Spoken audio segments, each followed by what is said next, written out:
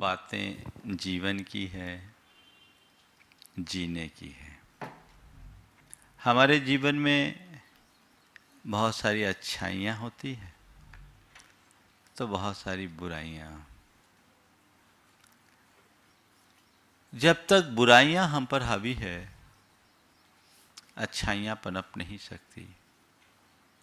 जिस धरती पर भारी मात्रा में खरपतवार उगे हों, गाजर घास लगी हो, वहाँ हम अच्छी फसल की उम्मीद नहीं कर सकते। अच्छी फसल को उत्पन्न करने के लिए हमें सबसे पहले गाजर घास को साफ करना होता है। किसान पूरी तरह से खेत को जोतता है, बखरता है, ताकि उसके अंदर की जितने भी खरपतवार हैं वो अलग हो जाए और तब उसमें बोया गया उन्नत बीज पल में ही पनप जाता है। हम अपने जीवन में चाहे कितने अच्छे कर्म करें, जब तक हम अपने मन में जमी बुराइयों की गाजर घास को उखाड़ न फेंके, तब तक हम अपने जीवन में अच्छाइयों की फसल प्रकट नहीं कर सकते। यही क्रम चल रहा है और इसी संदर्भ में विगत दिनों से आप सबसे चर्चा चल रही है। आज हम बात करने जा रहे हैं ग पर, और ग से गुस्सा। हर मनुष्य के जीवन की एक बहुत बड़ी दुर्बलता है। संसार में शायद ही ऐसा कोई व्यक्ति होगा जिसे किसी कभी गुस्सा ना आया हो अथवा किसी के गुस्से का शिकार न बना हो। खुद में गुस्सा आना अथवा किसी के गुस्से का शिकार बनना, ये दोनों स्थितियां हमारे जीवन की सहजता को नष्ट करती है। और जब कभी भी ऐसी स्थितियां बनती हैं, व्यक्ति के सामने एक अलग प्रकार की दुविधा प्रकट हो जाती है। आज बात मैं आपसे करने जा रहा हूँ गुस्से की। सबसे पहले आपको देखना है, क्या आपको गुस्सा आता है? फिर गुस्सा आता है तो क्यों आता है, कब आता है? कभी कभी आता है या आपका गुस्सा टिका रहता है? और चौथी बात, गुस्सा शांत हो जाता है या आपके गुस्से को शांत करने के लिए भी कुछ करना पड़ता है? अपने मन से देखो। आप पूछोगे तो गुस्सा आता है, आता है। क्यों आता है? कारण पड़ने पर आता है या बिना कारण के आता है? कई लोग हैं जो गुस्से को कारण पड़ने पर आते हैं, और कुछ लोग हैं जो बिना कारण के भी गुस्सा करते हैं। कभी कभी गुस्सा आता है या गुस्से में ही रहते हैं। कुछ लोग हैं जिनको कभी कभार गुस्सा आता है, और कुछ लोग हैं जो गुस्से में ही जिए रहते हैं, वो क्रोध की मूरत बने रहते हैं। और कुछ लोग हैं जिनका गुस्सा आता है, क्षणिक आकर ठंडा हो जाता है, और कुछ को थोड़ा मोटिवेशन मिलने पर उनका गुस्सा शांत होता है। इन सब चीज़ों की चर्चा करने की जगह है, ये मैं अब समझता हूँ कि अब ये आपको खुद आकलन करना है गुस्सा की श्रेणी का। अब मैं उसका सॉल्यूशन दे रहा हूँ कि इस गुस्से को हम कैसे नियंत्रित कर सकते हैं। आज जो बात मैं आप सबसे करूँगा वो व्यवहारिक बातें हैं जो आप अपने अनुभव से महसूस कर सकते हैं। अब मैंने इसके अनेक प्रयोग कराए हैं, लोगों के जीवन में बड़ा बदलाव आया है। अगर गुस्सा के कारणों को पकड़ लें तो गुस्से के निवारण का रास्ता अपने आप खुल जाएगा। सबसे पहली बात, गुस्सा कब आता है? जब हमारे मन के विरुद्ध कुछ होता है। मन के विरुद्ध जब कभी कुछ घटता है, मन में क्षोभ, खीज या गुस्सा, झुंझलाहट आ जाती है। मनुष्य के जीवन में बहुत बार ऐसा होता है कि उसके मन के अनुकूल कार्य नहीं होता और गुस्सा आता है। जिन लोगों के मन के विरुद्ध बात आने पर, मन के विरुद्ध प्रसंग घटने पर गुस्सा आता है, मैं उनसे पूछता हूं सामने वाले ने तुम्हारे मन के विरुद्ध काम किया, तुम उस पर गुस्सा करते हो। थोड़ा ये सोचो, क्या तुम सामने वाले के मन के काम करते हो? हर प्राणी अपने मन के अनुरूप जीता है, क्योंकि हर प्राणी की अपने अपने संस्कार हैं, अपने अपने विचार हैं, अपने अपने भाव हैं, अपनी अपनी समझ है, वो उसके अनुरूप करेगा। लेकिन उसने मेरे मन के विरुद्ध काम किया, इस बात को मैंने पकड़ा और उसने मेरी सहजता को खंडित कर लिया। मेरे मन में झुंझलाहट हुई, मैंने किसी से कुछ कहा, नहीं हुआ, मैंने जो सोचा वो नहीं हुआ। ये हमारे गुस्से का पहला कारण है। दूसरे नंबर पर, हमने किसी से कोई अपेक्षा रखी, उसकी पूर्ति नहीं हो सकी। अपेक्षा हुई, पूर्ति नहीं की। मैंने किसी से कुछ काम कहा, उसने नहीं कहा। किसी ने मुझसे कुछ कमिटमेंट किया, उसने नहीं किया। ये अपेक्षा, मैंने किसी से कोई एक्सपेक्टेशन रखी थी और वो कार्य नहीं हुआ, हमारे मन में गुस्सा आ जाता है। कभी कोई हमारे लिए तीसरे नंबर पर किसी ने हमारे साथ कोई दुर्व्यवहार किया, हमें गुस्सा आ जाता है। और चौथे नंबर पर हमें किसी ने कुछ दुर्वचन कहा, गुस्सा आ गया। मैं समझता हूं इन चार के अलावा पांचवा कोई प्रसंग नहीं बनता। इन चार में गुस्सा के सारे कारण समाहित हो जाते हैं। सबसे पहले, मन के अनुकूल न होने पर गुस्सा आता है। अब हमारा मन का खेल तो बड़ा विचित्र है। मन का खेल बड़ा विचित्र है। मान लो, देखो मन का खेल आपको बताता हूं। कब गुस्सा आता है और कब प्रसन्न हो जाता है। प्रचंड गर्मी, थके हारे, और आप एक पेड़ के नीचे बैठे, तभी पीछे से दरवाजा खुलता है, सामने वाला बाहर आता है और कह रहा है कि बहुत प्यासे नजर आ रहे हो, गर्मी है, पानी लाऊं क्या? हाँ हाँ, बड़ी कृपा होगी, मैं तो सोच ही रहा था। वो अंदर गया पानी लेने के लिए।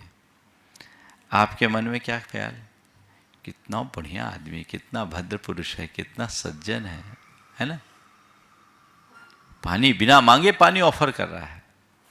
वो अंदर गया, 15 मिनट तक नहीं आया। अब क्या होगा? मुंह से गालियां निकलेगी, अरे कैसा नालायक आदमी है, कैसा बदमाश आदमी है, अरे हमने थोड़ी बुलाया था उसको, खुद ने पानी के लिए पूछा, गया सो घर में ही घुस गया। ऐसा किया जाता है क्या? पता नहीं किस तरह के लोग हैं, न जाने क्या क्या बोलोगे। मैं तो बहुत संयत शब्दों का प्रयोग कर रहा हूं। आपने कहना, अपने मन में उसके लिए 50 गालियां दे दी, चित्त में उसके प्रति क्षोभ है, क्रोध है, क्योंकि आपके मन में एक आशा जगी, उसकी पूर्ति नहीं हो रही।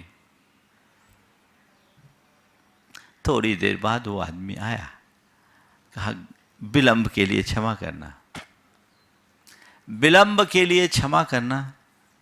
मैं पानी लेकर आ रहा था, सोचा गर्मी प्रचंड है, अकेले पानी से काम नहीं चलेगा, थोड़ा ठंडाई और घोंट लो, तो मैं ठंडाई लेके आ रहा हूं। ओहो ओहो, गजब का आदमी है, तो देवता, आदमी नहीं देवता है। पानी के कह करके ठंडाई ला रहा है, पानी की कह करके ठंडाई ला रहा है। यह आदमी नहीं देवता है। अभी भी पानी आया नहीं है, न पानी आया न ठंडाई। सोच बदल गई। जो क्रोध था वही प्रसन्नता का निमित्त बन गया। तो मन हमारा बड़ा विचित्र है। मन बनता है, बदलता है, बिगड़ जाता है। तो जब आपको लगे कि मेरे मनोनुरूप काम नहीं हो रहा है, बचने के उपाय साथ साथ बता रहा हूं मैं आपको। जब आपको लगे कि मेरे मनोनुरूप काम नहीं हो रहा है, सोच को थोड़ा बदल दो। पानी की अपेक्षा रखी और सामने वाला पानी लाने में विलंब कर रहा हो तो समझ लो ठंडाई बना रहा होगा। सोच सकारात्मक बनाइए। अगर आपकी सोच सकारात्मक होगी तो क्रोध कभी नहीं आएगा। जिसकी सोच सकारात्मक होती है उसके मन में कभी शिकायतें बचती ही नहीं। और जब मन में शिकायतें ही नहीं रहेगी, असंतोष नहीं होगा, और मन में असंतोष नहीं होगा तो क्रोध भी अपने आप नहीं होगा। मन को मोड़ने की कला, जिसकी सोच सकारात्मक हो वो हर स्थिति में अपने मन को मोड़ सकता है। उसका मन पानी की तरह हो जाता है जो हर बर्तन में समा जाता है। तो परिस्थितियों के अनुरूप अपनी सोच को बदल दीजिए। मेरे मनोनुकूल नहीं हुआ इस बात का क्षोभ करने की जगह जो हुआ उसे अपने मनोनुकूल बना लो, जीवन भर आनंद रहेगा। और ऐसा आप करते भी हो, ऐसा आप करते भी हो। आप अपने अनुभव से देखिए, जीवन में ऐसे कई प्रसंग होते हैं जो आपके मनोनुकूल नहीं होते, पर आप वहां गुस्सा नहीं करते।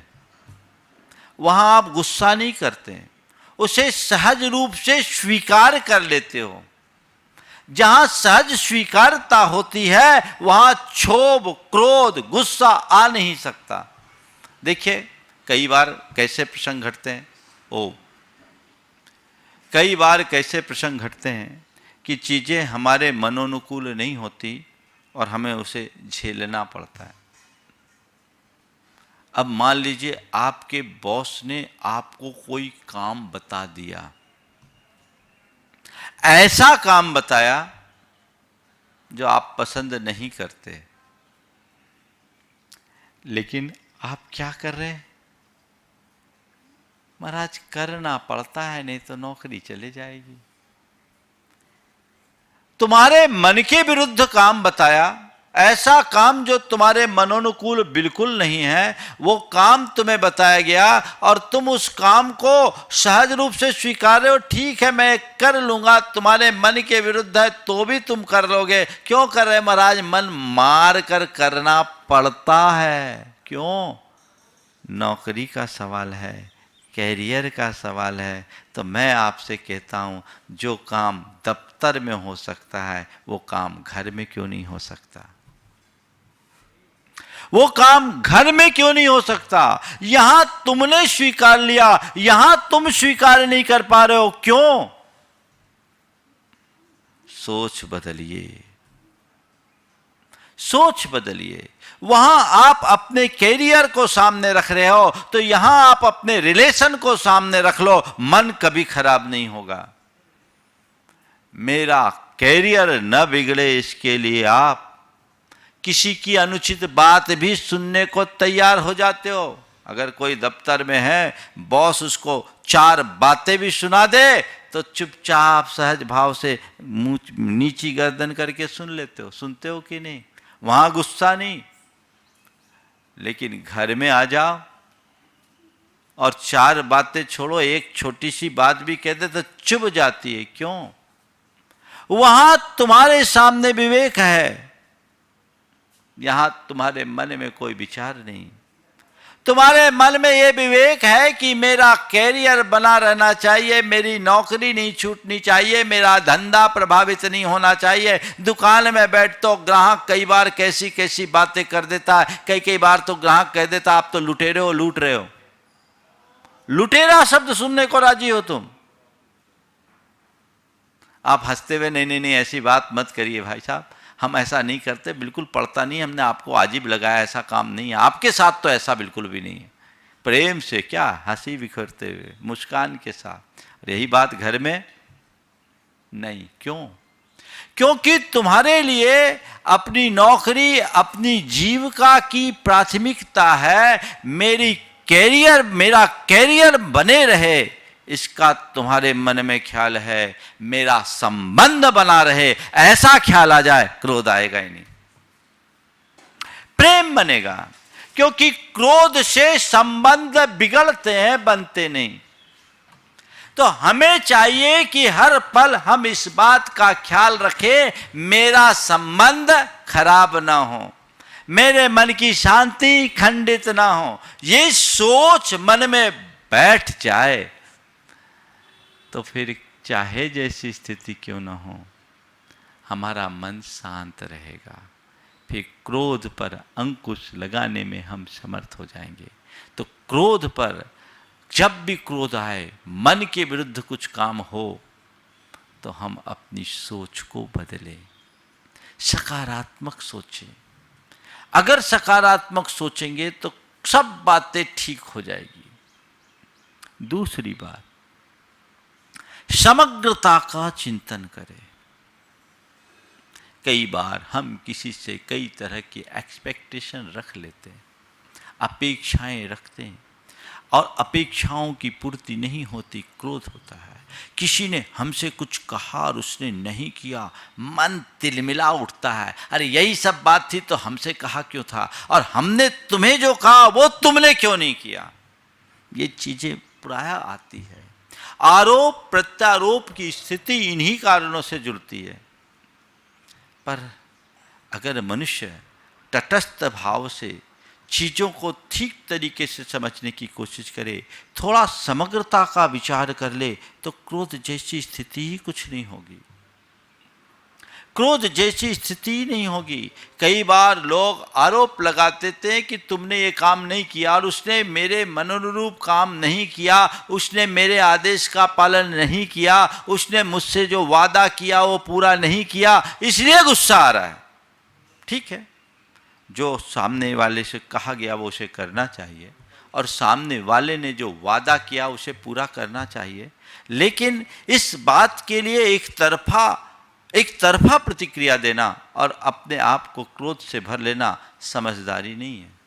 अगर समग्रता का विचार करेंगे तो कई बार ऐसा भी होता है कि सामने वाले से जो हमने कहा उसने करना तो चाहा, पर सिचुएशन ऐसी हो गई कि कर नहीं सका। सीधे सीधे आपने ये नहीं किया, आपने वो नहीं किया, ये बातें करने की जगह पहले पूछो तो सही, आपने वो करना चाहा था, किया कि नहीं, क्या हुआ, उस काम का क्या हुआ, आगे पीछे समझना चाहिए। लेकिन जब मनुष्य के मन में क्रोध का आवेग होता है तो कुछ नहीं सोचता, वो केवल अपने अपने तरीके से सोचता है। देखिए उदाहरण देता हूं। धर्मपत्नी ने फोन किया, आज शाम को क्या खाओगे, आज शाम को क्या खाओगे। कहा कुछ नहीं, आज मौसम ऐसा ही है, मन में आ रहा है आज तो गरम गरम भजिया खिला देना। तो ठीक, आप आओ, जल्दी आ जाना, भजिया तैयार रखूंगी। अब वो आया, भजिया खाने के मन लेकर के आया, और थाली परोसी गई तो उसमें रोटियां आ गई, और वो भी ठंडी। क्या प्रतिक्रिया होगी, क्या प्रतिक्रिया होगी। महाराज प्रतिक्रिया क्या पूछते हो, थाली को उड़नतर स्तरी बना देंगे, और कितना गरजेंगे कितना बरसेंगे इसका तो कोई अता पता नहीं है। ठीक है, क्रोध, क्षोभ, प्रतिक्रिया, ये भी कोई तरीका, ये मजाक मैंने कहा था क्या, खुद ने चला करके पूछा था, इस तरह का मजाक मुझे पसंद नहीं है। ये सब क्या है। धर्मपत्नी हाथ जोड़ करके आंखों में आंसू भर करके कही, माफ करो, मैंने आपसे इस तरह का मजाक कभी किया ही नहीं, और मैं तो सपने में भी नहीं सोच सकती, लेकिन मैं क्या करूं, मजबूर।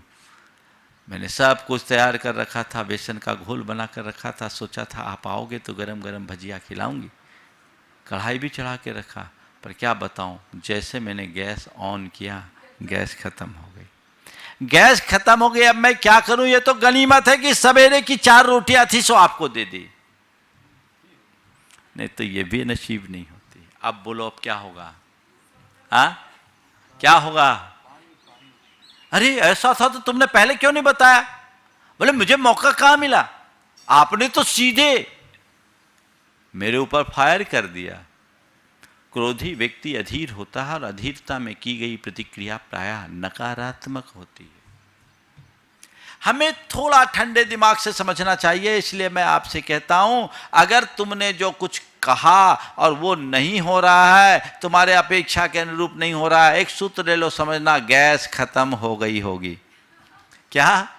गैस खत्म हो गई होगी। ये भी तो हो सकता है किसी ने नहीं किया, ये आरोप की भाषा है, और वो नहीं कर सका, ये संभावनात्मक दृष्टि है। यदि तुम्हारा चिंतन होगा तो तुम कभी ये नहीं कहोगे कि उसने नहीं किया, तुम ये देखोगे वो नहीं कर सका, और क्यों नहीं कर सका उसके कारण की पड़ताल करके निवारण में सहयोगी बनोगे, तो हो सकता है तुम काम को सफलतापूर्वक कर भी लो। तो समग्रता का चिंतन कीजिए। कभी भी कोई बात घटे तो एकाएक प्रतिक्रिया देने की अपेक्षा, किसी को आपने कभी कोई काम बताया, किसी से आपने कोई अपेक्षा की, किसी ने आपसे कोई कमिटमेंट किया और पूरा नहीं हुआ और सामने आए, तो उससे सीधे सीधे ये बोले काम पूरा क्यों नहीं किया, तुमसे तो कुछ होता ही नहीं, तुम किसी काम के नहीं, नालायक हो। इस तरह की बातें करना एक भद्र पुरुष की पहचान नहीं। हाँ, उस व्यक्ति के पास ठंडे दिमाग से उससे पूछिए कि भैया तुम्हें काम बताया था, काम हो गया क्या? नहीं, हो नहीं पाया। क्यों नहीं हो पाया? क्या बताऊं, करने तो जा रहे थे, आपने हमसे सामान मंगाया, मैं गया भी था बाजार, 2 चक्कर लगाया, दुकान ही बंद थी। अब क्या हो गया? दुकान ही बंद थी। ठीक है, कोई बात नहीं, वो दुकान बंद थी तो तुम देख लेना, आगे देख लेना। मन में गुस्सा आएगा क्या? और सीधे सीधे बोल दिया, तुम एक छोटा सा काम नहीं होता, सुबह से शाम हो गई, एक छोटा सा काम, सड़ा सा काम बोलते हैं, तुमसे कुछ होता ही नहीं, तुम किसी काम के नहीं। तो वो किसी काम का नहीं, तुम किसके काम के हो? ये भी तो सोचो। थोड़ा समग्रता का चिंतन, व्यापक दृष्टि होनी चाहिए। अगर असमग्र चिंतन करेंगे तो बड़ी दिक्कत होगी। लोग जो क्रोधी होते, बड़े अधीर होते, जैसा मैंने अभी कहा, उनकी प्रतिक्रिया नकारात्मक होती है, ओवर एक्सपेक्टेशन हो जाता है। और कभी कभी कैसी स्थिति हो जाती है, एक भाई ने अपने आप बीती बात बताई। उसकी धर्मपत्नी मायके से आई, फ़ोन किया, मैं आ रही हूँ, सामान ज़्यादा है, गाड़ी लेकर आ जाना, गाड़ी भेज देना। उनके घर से 1 घंटे का रास्ता था रेलवे स्टेशन का। सुबह 4 बजे ट्रेन आती थी और वो उसका पति खुद गाड़ी ड्राइव करके गया। अब धर्मपत्नी मायके से आई, सामान ज़्यादा था, और जितना सामान था उससे ज़्यादा सामान का गुरूर। जब वो पहुंची, देखा पति आया, गाड़ी छोटी थी, गाड़ी छोटी। पति ने कहा, मैंने आपसे कहा था बड़ी गाड़ी लेकर के आना, आप छोटी गाड़ी लेकर आए, इतना सारा सामान है, कैसे जाएंगे? गुस्सा कर दिया पत्नी ने। पति ने कहा, ठीक है, मुझसे गलती हो गई, माफ़ करना, आई एम सॉरी, मुझसे गलती हो गई, माफ़ करना, मैं जाता हूँ, तुम टैक्सी करके बड़ी गाड़ी में आ जाना। मैं जाता हूँ, तुम टैक्सी करके बड़ी गाड़ी में आ जाना। उसकी धर्मपत्नी ने ये नहीं सोचा कि 4 बजे सुबह मेरे पति खुद गाड़ी ड्राइव करके आए, क्या परिस्थिति है, क्या नहीं है, कुछ नहीं। पत्नी का ऐसा क्या है? अरे तुमको पूछना तो चाहिए। मैं एक बड़ी गाड़ी निकाल रहा था, गाड़ी खराब थी, ड्राइवर था नहीं, मैंने कहा चलो मैं खुद ड्राइव करके आता हूं, जो होगा सामान एडजस्ट कर लेंगे, 1 घंटे की तो बात है। पर इतनी थावस हो तब तो। मनुष्य में इतना धैर्य नहीं होता, और अधीरता में क्षोभ होता है, क्रोध होता है, गुस्सा होता है। तो कभी भी कोई भी ऐसी परिस्थितियां निर्मित हो, थोड़ा आगे पीछे का सोचने की कोशिश कीजिए। नहीं किया ऐसा ना सोचकर, ना हो सका ऐसा सोचो। नहीं हो सका, वो चाह रहा था, उसने अपना एफर्ट किया, पूरा प्रयास किया, नहीं हुआ, कोई बात नहीं, आगे देखेंगे। इतनी सी सोच विकसित हो जाए तो कभी क्रोध नहीं आ सकता। तो सकारात्मक सोच क्रोध को नियंत्रित करने में निमित्त है। समग्रता का चिंतन क्रोध को नियंत्रित करने में निमित्त है। और तीसरी बात, अपने क्रोध को नियंत्रित करना चाहते हैं तो विवेकपूर्ण दृष्टि रखें। जिसका विवेक जागृत होता है उसके मन में आवेग नहीं होता। जहां विवेक वहां आवेग नहीं।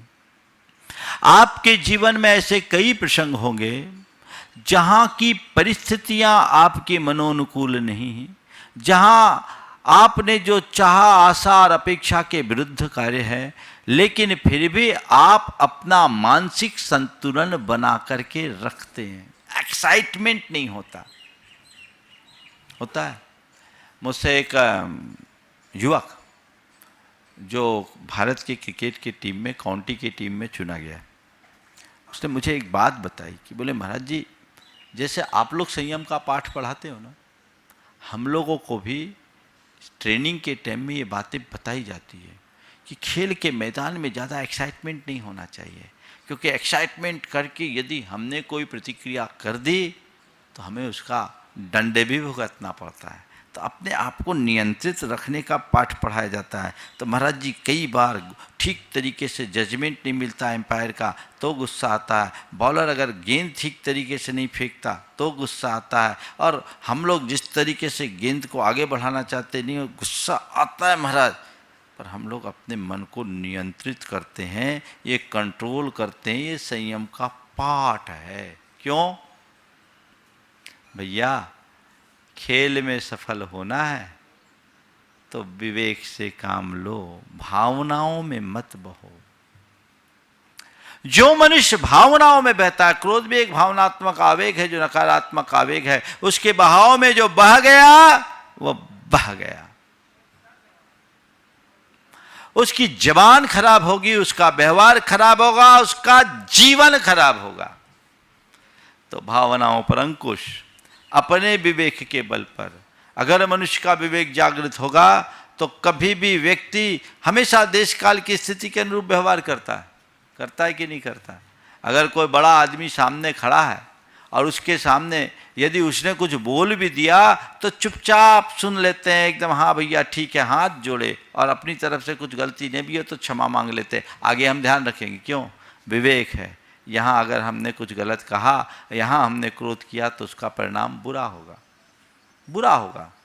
जहाँ विवेक जागृत होता है वहाँ क्रोध नियंत्रित होता है। जिनका विवेक खो जाता है वो क्रोध की स्थिति में कुछ भी कर देते हैं। आए दिन हम लोग ऐसी सूचनाएं और समाचार अन्य विभिन्न माध्यमों से पढ़ते रहते हैं, सुनते रहते हैं, और अब तो आप लोग देखते भी रहते हैं। विवेक जागृत रखो। विवेक जागृत रखने का मतलब अपनी हस्ती और हैसियत का ख्याल रखो। देखिए, विवेक जागृत होने से व्यक्ति का क्रोध कैसे शांत होता है। मेरे संपर्क में एक सज्जन है जो कभी प्रचंड क्रोध की मूर्ति थे, बड़ा तीव्र क्रोधी आदमी जिसकी मुद्राएं देखकर सामने वाला डर जाए, बहुत गुस्सैल।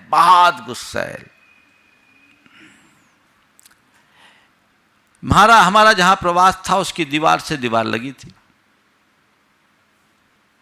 एक दिन सामयिक से मैं उठा और 1:10 पर वो मेरे पास आ गया। मैं उठा ही था सामयिक से, देख रहा हूं उसकी आंखों में आंसू, चरणों में सिर रखा। बोला महाराज आज मेरा मन बहुत कचोट रहा है, मुझे बहुत दुख है। क्या हो गया भाई? बोले महाराज जी क्या बताऊं, मैं खाना खाने के लिए आया, आज थोड़ा जल्दी आ गया। घर आया तो मैं देखा कि मेरी बहू अपने मायके में अपने माँ से बात कर रही है कि मैं कहाँ नरक में आ गई, पापा जी तो इतना गुस्सा करते, सुबह सुबह से वो हर पल गुस्साई में रहते हैं, मुझे तो लगता है कि मैं नरक में आ गई, मैं कहाँ फंस गई। उनके बड़े बेटे का विवाह 2 महीना पहले ही हुआ था। ये शब्द उनने सुना। उस व्यक्ति के स्वभाव के अनुसार उसके लिए ऐसा कह देना एक बहुत बड़ी मुसीबत मोलना था। लेकिन जब मनुष्य की होनहार अच्छी होती है तो उसकी प्रतिक्रिया भी सकारात्मक होती है। ये शब्द उसको अंदर बिध गए, री ये क्या, मैंने अपने घर को नरक बना दिया, इसका कसूरवार मैं हूं। मुझे ऐसा नहीं करना चाहिए, घर का मुखिया मैं हूँ, मैं क्रोध करूँगा घर की स्थिति क्या होगी, उसकी गलती नहीं, गलती मेरी है, मुझे अपने अंदर सुधार करना चाहिए। बोला महाराज मैं बिना खाना खाए उल्टा पैर आपके पास आया हूँ, अब आप बताओ मुझे क्या करना चाहिए। ये बहुत पुरानी बात है, उस समय तो मुझे ज़्यादा अनुभव भी नहीं था, पर मैंने उसे कुछ उपाय बताए, और उपाय बताने के साथ साथ उन्हीं दिनों एक आर्टिकल पढ़ा था कि थोड़ा बागवानी करने से भी मन शांत होता है, क्रोध शांत होता है, उसको करो। पर उसे ज़्यादा बोलने की ज़रूरत नहीं हुई, उसके अंदर की अंतरात्मा जग गई। जब बोध जगता है तो क्रोध अपने आप नष्ट हो जाता है। आप सब सुनकर के ताज्जुब करोगे, उस व्यक्ति के अंदर जबरदस्त बदलाव आ गया। पश्चिम से वो पूरब में आ गया, वो आग से पानी बन गया, एकदम ठंडा। अब कोई कुछ भी बोल दे फर्क नहीं पड़े, हाँ हंस के टाल दे। ठान लिया था कि अब मुझे अपने क्रोध पर नियंत्रण रखना है, क्योंकि ये मेरे स्वरूप को बिगाड़ देने वाला है, मेरे घर को नरक बनाने वाला है, मुझे ये नहीं करना। इतना सा विवेक, बस अपने मन के विवेक को जागरूक रखिए। क्रोध कभी हावी नहीं होगा, जीवन आगे बढ़ जाएगा। और चौथी बात, गुस्से को शांत करना चाहते हो, भावना योग कीजिए, नियमित भावना योग कीजिए। मेरे संपर्क के सैकड़ों लोग ऐसे हैं जिन्होंने भावना योग के बदौलत अपने गुस्से पर पूर्ण नियंत्रण प्राप्त कर लिया है। कभी कभार गुस्सा आना और पूरा दिन ही गुस्से में बिताना, बड़ा अंतर है। कुछ लोग हैं जो एकदम गुस्से की मूर्ति होते हैं, क्या करें, उनकी हालत खराब होती है। रात के 12 बजे धर्मपत्नी ने अपने पति को उठाया, कहा लो दूध पी लो। पति को बड़ा आश्चर्य हुआ, बोले ये क्या बात है, रात के 12 बजे ऐसा प्रेम कैसे प्रकट हो गया, रात के 12 बजे ऐसा प्रेम कैसे प्रकट हो गया। उसने कहा छोड़ो प्रेम वेम को, छोड़ो प्रेम प्रेम को छोड़ो, मैंने सोचा आज नाग पंचमी है, सांप को कहाँ ढूंढूंगी, आपको ही पिला दूं। वो जीवन को विषाक्त बना देता है, जीवन को बिगाड़ देता है। तो उसे शांत करना है, तो शांत करने का उपाय यही है, भावना योग कीजिए। और भावना योग में ये कमांड अतिरिक्त दीजिए, मुझे शांत रहना है, मुझे शांत रहना है, मुझे शांत रहना है, मुझे शांत रहना है। इसकी धुन जगा लो। इसकी धुन अगर जग जाएगी ना, तो कहीं कोई गुस्सा का निमित्त आया, मन में आएगा मुझे शांत रहना। अभी मैं भोपाल में था, एक युवक की मोटरसाइकिल के डिक्की पे लिखा हुआ था मुझे शांत रहना। जब टंकी रहती, टंकी के ऊपर लिखा था मुझे शांत रहना है। मैं बाजू से निकला, देखा, मैंने कहा ये क्या है। उसकी धर्मपत्नी साथ में थी। बोला महाराज ये आपका चमत्कार है। संयोग से उसके घर मेरा हाल हुआ, घर के दरवाजे पे भी लिखा था मुझे शांत रहना है। वो युवक 52 गजा में भावना योग का शिविर अटेंड करके आया था। 4-5 महीने बाद हमारा भोपाल आना हुआ, तो उसकी धर्मपत्नी ने कहा कि महाराज ये बहुत गुस्सा करते थे और गुस्सा कर करके घर का सामान उठा उठा करके फेंकते थे। महाराज कई बार तो टीवी फोड़ दिया, और हम पर भी बहुत गुस्सा, उस समय काबू करना बड़ा मुश्किल था। आपकी बात को सुनकर इनका खुद का मन बना, ये भावना योग करने गए, रोज़ भावना योग करते हैं। और महाराज जी इन्होंने मुझे शांत रहना है, मुझे शांत रहना है, इसकी 108 बार रोज़ दीर्घ उच्चारण पूर्वक जाप करते घर की छत पर बैठ के। उनने अपनी गाड़ी में लगा लिया, अपने मोबाइल की रिंगटोन में लगा लिया, अपने घर में लगा लिया, बार बार मुझे शांत रहना है, मुझे शांत रहना है, मुझे शांत रहना है। मैंने पूछा भैया आप क्या हाल है, तो उसने बोला मुझसे मत पूछो महाराज, हमारी धर्मपत्नी से पूछ लो। मैंने पूछा, बोला महाराज जी अब ये एकदम शांत हो गए, बल्कि पहले तो बिना बात के गुस्सा करते थे, अब कोई बात खड़ी हो जाए तो भी गुस्सा इनको नहीं होता।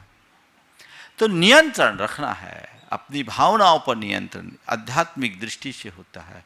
और ये जब हम बातें दोहराते हैं, हमारे सबकॉन्शियस माइंड में ये बातें जम जाती है, तो जीवन में सहज रूप से ये बातें आना शुरू हो जाती है। अपनी बुराइयों को हम जीतने में समर्थ हो जाते हैं और अच्छाइयाँ अपने आप पनपना शुरू हो जाती है। तो उस तरफ अपनी दृष्टि रखिए और आगे बढ़िए। अब रहा सवाल, 2 मिनट में ये भी बात कर दूं कि हम क्रोध को कैसे नियंत्रित करें, लेकिन सामने वाला गुस्सैल है तो क्या करें? उसकी बात को इग्नोर करो, हंसकर टालने का अभ्यास बना लो, हंस के टालने का अभ्यास बना लो। एक बार पति पत्नी को बड़े गुस्से में कहा, तुमने मुझे कुत्ता कहा। पत्नी ने कहा, कुछ नहीं कहा। तुमने मुझे कुत्ता कहा। पत्नी चुप। मैं पूछ रहा, तुमने मुझे कुत्ता कहा। पत्नी ने हाथ जोड़कर कहा, नहीं, पर प्लीज आप भौंकना बंद कर दो। अब भौंक क्यों रहे हो? हंसकर टालने की आदत रखो, विनोद प्रियता को अपने जीवन का अंग बनाओ और सामने वाले के क्रोध को उसका स्वभाव मानकर इग्नोर कर दो। जीवन अपने आप धन्य हो जाएगा। वो आग बने हम पानी बने, आग के सामने आग बनोगे तो और आग भड़केगी। आग को तो पानी से बुझाया जा सकता है। जितना प्रचंड क्रोध हो उतना ही प्रबल क्षमा का भाव होना चाहिए। सहनशील बनने की कोशिश करनी चाहिए। चीज़ों को नज़रअंदाज करने का प्रयास करना चाहिए। जब चीज़ों को नज़रअंदाज करेंगे तो हमारा जीवन धन्य बन सकेगा और हम अपने जीवन को बेहतरी के मार्ग में आगे बढ़ा सकेंगे। तो आज गुस्से की बात है, हम गुस्से को शांत करने की जो टिप्स आपको दिए हैं उन्हें आत्मसात करें, सकारात्मक सोचें, समग्रता का चिंतन करें, विवेक को जागृत रखने का अभ्यास करें और नित्य भावना योग करें। यह आपके क्रोध को नियंत्रित करने की एक अचूक औषधि है। इसे आपने आत्मसात कर लिया तो वो आपके जीवन की बड़ी उपलब्धि होगी और इसके बदौलत आप अपने जीवन को ऊंचा उठाने में समर्थ होंगे। समय आप सबका हो गया यहीं पर विराम। बोलिए परम पूज्य आचार्य गुरु वशिष्ठ विद्यासागर जी।